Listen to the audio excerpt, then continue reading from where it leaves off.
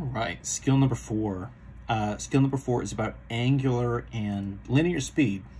So this is obviously a speed section. And this is going to sort of tie back to some of the circle stuff that we were doing in the previous skill. And to a certain extent, I guess, some of the angle stuff, right? Angular speed. Angle is right there in the name. So a little bit of skill 1, although I don't think we're actually going to use any angles specifically. Let me just sort of talk us through these first couple paragraphs first. Sort of bring this up a little bit. The basic idea here, we sort of hinted at this a little bit in the previous skill, right, is if you're thinking of this in terms of tires in particular, right, or in some sense any wheel or circle, as you sort of roll it along. So if you can imagine this, right, is sort of spinning. We talked in one of the previous skills, or at least I mentioned, the idea of if you were sort of, if you ever seen anybody sort of draw lines in a road, right, with a little sort of wheelie guy. It's like a little wheel on a stick that has paint on it. I'm sure there's a technical name. And the idea is that you just sort of roll it along and it will sort of roll out, right, a straight line of paint. And the connection here, right, is so the size of the wheel, what would be sort of our circumference, is sort of every one rotation of the wheel, you're going to sort of paint one sort of circumference length as a straight line on the road. And so this same concept would sort of cover the idea of sort of rolling a wheel, obviously sort of in the context of a car, but you know, bicycles, just sort of rolling a wheel down a road, I guess, by itself, runaway wheel. All this stuff sort of still applies, right? And so the distance covered by the wheel, sort of per rotation, is going to be sort of one circumference value, right? So if your circumference is, I don't know, right, 36 inches for some particular wheel, that means every sort of one rotation of the wheel, you're going to cover 36 inches of distance, and so on and so forth. So that's what this sort of visual is sort of trying to show, right? You could sort of see in some sense this is kind of like the circumference is peeling off as the wheel rotates. So you get one circumference of length here sort of along the ground for every sort of one rotation, right? So 0 degrees is 0, a quarter rotation, 90 degrees, gets you a quarter of the circumference, a half, 3/4, and then one revolution, 360 degrees, gets you one full circumference. So, okay, so that's covering distance. So, okay, what else is going on? So in this chapter, sort of make speed units. Any kind of speed unit is going to be some sort of distance unit divided by some sort of time unit. So this could be, right, miles per hour. This could be like feet per second. This could be, I don't know, meters per minute. I don't think that gets used a whole lot, but right, in theory, you could kind of mix and match any kind of distance unit you want with any kind of time unit. Miles per hour sort of is our go-to car units, right? Just because of the speeds that cars normally travel. It sort of makes the most sense to sort of talk about them in terms of miles per hour. Walking distances, walking speeds might be more of a feet per second, or sometimes you have, if you're like running, you might have sort of a, like miles per minute, or I guess in that sense, sometimes maybe use sort of minutes per mile, you know, running an 8-minute mile or whatever. In any event, right? So all these are different speed units that are sort of connecting distance and time. This would be technically a linear speed, because if you have a distance, that's right, sort of a straight line distance, that's what that's measuring.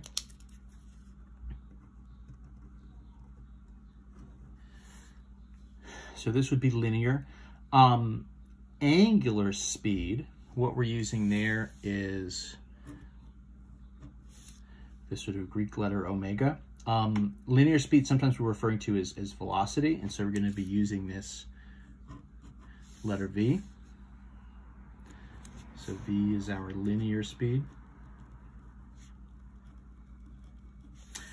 Angular speed is a little bit different. So obviously it's a speed value, so it's sort of has to do with time units, but instead of measuring distances, what you're measuring are rotations. You know, you could think of this in terms of, you know, measuring degrees, I suppose, but for the most part, at least in terms of what we're going to be doing, our angular speed is going to be some sort of rotations per time. So rotations over time. This gets us what would be sort of the classic angular speed, which is RPM. So that's rotations per minute, right? So if you talk about engine RPMs, you're talking sort of engine rotations per minute. We're going to be sort of doing this from the perspective of wheel rotations. So that'll be sort of wheel RPMs, rotations of the wheel per minute. But we'll also see rotations per second, rotations per hour. In theory, right, you can sort of play with that time unit and you can get a number of different sort of versions of this. What we're going to use for angular speed is, it looks like a W, but technically it's not. It's the Greek letter omega. So it looks like a W, but it really is an omega. And the way that these two things all connect together, linear speed and angular speed, is the linear speed, our velocity, is going to be c the circumference, right? So whatever the circumference is of your circle, times the angular speed, times what would, you know, most often be the RPMs, but could also be rotations per second or rotations per hour, or rotations per day, I guess, if you run a large enough scale. So the way this connects, right, the linear speed is just the circumference, the size of the wheel, multiplied by the angular speed. If you kind of break this down for a second, it makes sense, hopefully, right? You're going to say, okay, so every one rotation, right, the distance I'm going to cover is sort of one unit of the circumference, right? So if this is sort of one rotation per minute times the circumference, I'm going to cover one circumference's worth of distance per minute, and then that would get me my velocity, right? In theory, then, as your sort of rotations go up, right, multiplying by the circumference, every you know, one circumference unit for every rotation, you sort of get your linear distance. So this is a relatively simple formula, right? It's just a quick multiplication, really, more than anything else. If we start to look at an example of what is going to be happening here, what we'll start to see is really more than anything in these problems, there's a lot of different balancing with the units. Really more than anything else, the actual sort of work here, right, the problem itself is pretty short. Take a note, right, our circumference, of course, would be 2 times pi times the radius, or, right, pi times the diameter, depending on what we've got. So if we take a quick example here, so a tire with a diameter of 2 feet rotates at 3 revolutions per second. So that's my, right, omega. So 3 revolutions per second. Diameter here is going to be 2 feet. That's a pretty big tire, right? I know sort of typically, you know, a tire's diameter might be more like, you know, 17, 18, you know, kind of 19 inches. Maybe that's a little big. And we're talking here not just, I know a lot of the times when we talk about the size of tires, you end up referring to the rim, you know, from the edge of the rim to rim. I'm talking sort of from the edge of the tire itself, sort of from rubber to rubber, what the distance is, right? So find the linear speed of the car, and so the units here really matter. So this is feet per second. So let's just sort of set this up, right? The formula here is my linear speed, right, is going to be the circumference times the omega times the, in this case, rotations, the revolutions per second. My circumference, pi times the diameter, pi times 2, right? So this is 3.14 times 2 is where we get this 6.28. The units there are feet, right? So that means for every sort of rotation of the tire, it's traveling 6.28 feet. Okay, so now into my formula. So what I've got is, so this is my circumference, right? This is my omega, 3 revolutions per second. And you can see what starts to happen here. You can play with the units a little bit, right? But your circumference, in theory, right, is 6.28 feet per 1 revolution, if we want to be very particular about the units here and sort of how they cancel each other out.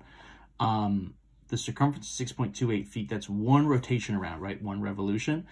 And so if I set this up and I multiply by 3 rotations per second, what would happen here, like any good problem, is the units will sort of cancel each other out, right? So this is sort of revolutions cancels revolutions. And what I'm left with here is feet per second, right? So I've got feet here and I've got seconds here. I'm just doing 6.28 times 3, which gets me to 18.84. The units I was trying to end up with was feet per second.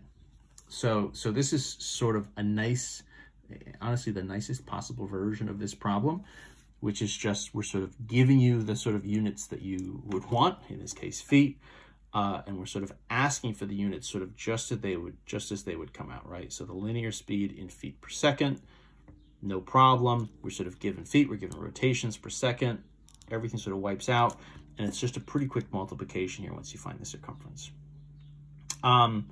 They're not always going to be quite so simple. So in the next video, I'll do one that's a little bit longer, where we have to do some unit conversions.